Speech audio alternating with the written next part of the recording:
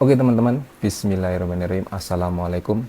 Kembali lagi di video kita kali ini ya. Mungkin di video kali ini agak sedikit berbeda ya teman-teman.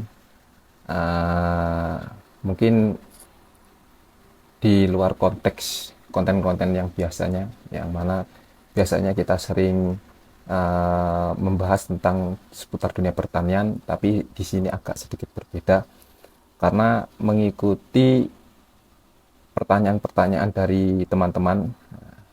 Karena setelah melihat video yang ini, itu ada banyak beberapa pertanyaan, yaitu gimana cara kok bisa sampai kerja ke Jepang, gimana prosesnya. Nah, maka dari itu di sini saya mau menjawab, membantu teman-teman yang di situ kepingin cara kerja di Jepang. Nah, mungkin buat teman-teman yang eh, tidak ingin melihat video ini ya bisa langsung skip saja karena videonya mungkin durasinya agak sedikit panjang. Langsung saja ya teman-teman.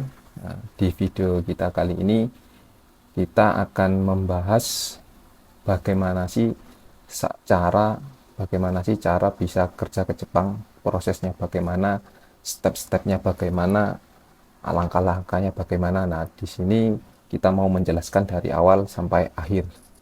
Nah, sebelum saya lanjutkan lebih lanjut, di sini saya mau disclaimer terlebih dahulu.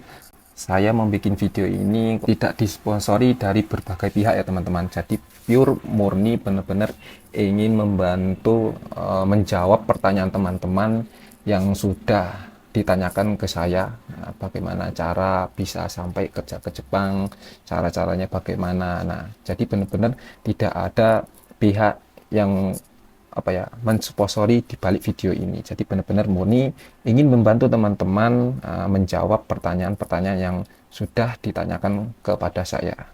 Nah, sebelumnya perlu diketahui buat teman-teman, jadi untuk bisa kerja di Jepang itu prosesnya agak lumayan sulit dan panjang karena kita tahu sendiri, di Jepang itu merupakan salah satu negara yang maju, dan di sana juga untuk etos kerja, kedisiplinan cara kerja, semuanya itu sangat diperhitungkan.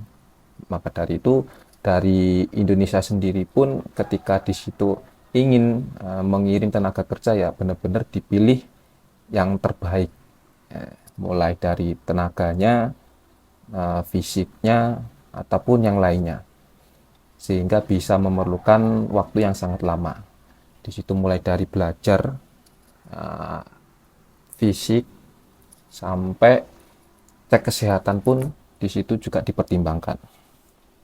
Yang jelas di situ mempunyai membutuhkan banyak sekali waktu. Jadi waktunya itu sangat panjang. Bahkan bisa sampai berbulan-bulan. Ada yang setengah tahun itu paling cepat. Bahkan jarang yang ada sampai di situ mulai belajar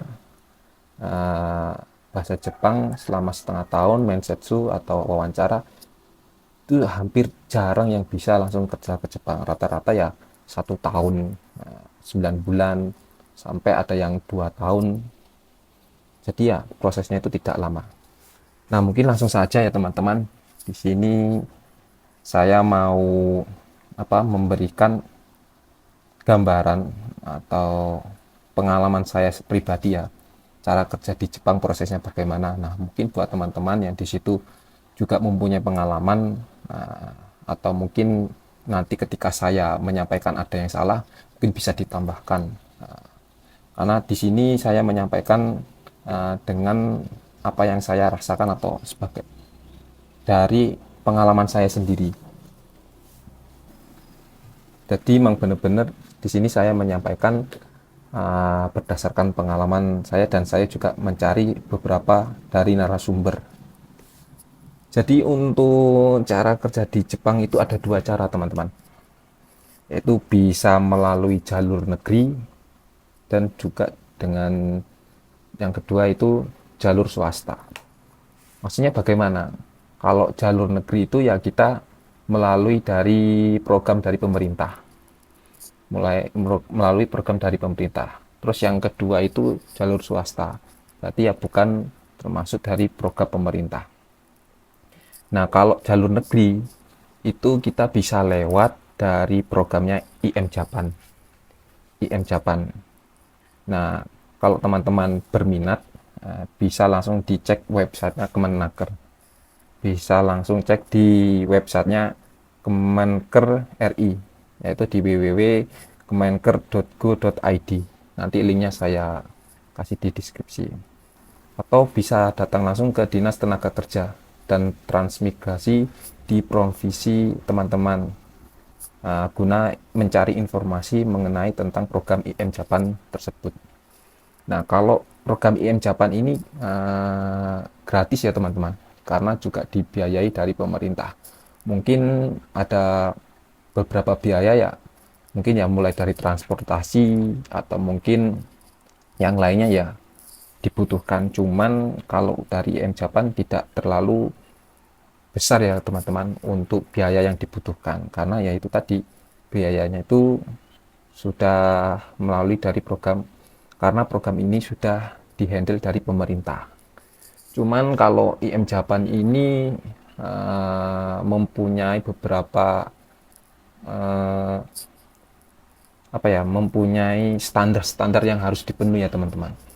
Jadi tidak kok asal-asalan, benar-benar semuanya itu dipilih yang terbaik, mulai dari tenaganya, keadaan fisiknya, bahkan kecerdasannya, karena ada beberapa tes yang harus dilewati. Bahkan saya sendiri memilih jalur swasta karena merasa kalau melalui IM Japan saya sendiri pun kurang mampu untuk standar-standar yang harus dipenuhi. Cuman buat teman-teman jika ingin mencobanya, ya sangat disarankan melalui IM Japan ini, karena ya itu tadi melalui program dari pemerintah. Terus yang kedua teman-teman, itu ada jalur swasta. Ada jalur swasta, yaitu bisa melalui lembaga pelatihan kerja ke Jepang. Nah, buat teman-teman mungkin bisa dicek LPK terdekat di daerah teman-teman. Biasanya insya Allah ada LPK, lembaga pelatihan kerja penyalur ke Jepang ya teman-teman. Nah, di situ teman-teman bisa cari informasinya. Cuman harus ada beberapa catatan yang perlu teman-teman ketahui ya. Yang pertama, kalau ingin memilih atau mencari LPK itu harus hati-hati. Nah, teman-teman harus cek dulu legalitasnya. Terus juga tanya dulu rincian biaya yang diperlukan, step by step prosesnya. Kalau perlu teman-teman bisa tanya pada alumni LPK tersebut yang sudah pernah kerja di Jepang melalui LPK tersebut.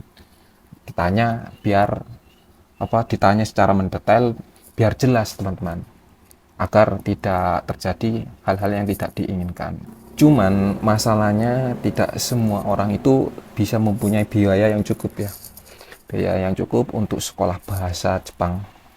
Karena rata-rata total biaya yang diperluin untuk bisa sampai berangkat ke Jepang itu kurang lebih bisa mencapai 30 sampai 40 juta teman-teman. Jadi ya bukan nominal yang kecil ya. Tapi jangan khawatir buat teman-teman.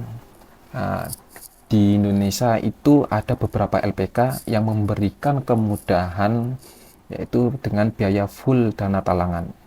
Nah, cuman kecuali biaya transportasi atau biaya transport teman-teman sewaktu masih di Indonesia ataupun hal-hal pribadi yang lainnya. Bahkan tidak hanya dana talangan yang didapatkan, siswa yang di situ lolos seleksi itu bisa mendapatkan uang saku selama masa pendidikan di Indonesia ya, selama pendidikan di Indonesia. Nah, LPK itu diantaranya LPK minori ya, LPK minori. Nah, buat teman-teman yang ingin mengikuti tesnya, teman-teman bisa cek websitenya di PT Minori, yaitu minori.co.id. Jadi seperti itu ya teman-teman, proses-proses cara bisa sampai kerja ke Jepang. Yang jelas ada step by stepnya yang harus dilewati. Seperti yang saya jelaskan di awal, kalau untuk kerja di Jepang itu membutuhkan waktu yang tidak sebentar, membutuhkan waktu yang lama dan juga tenaga yang ekstra.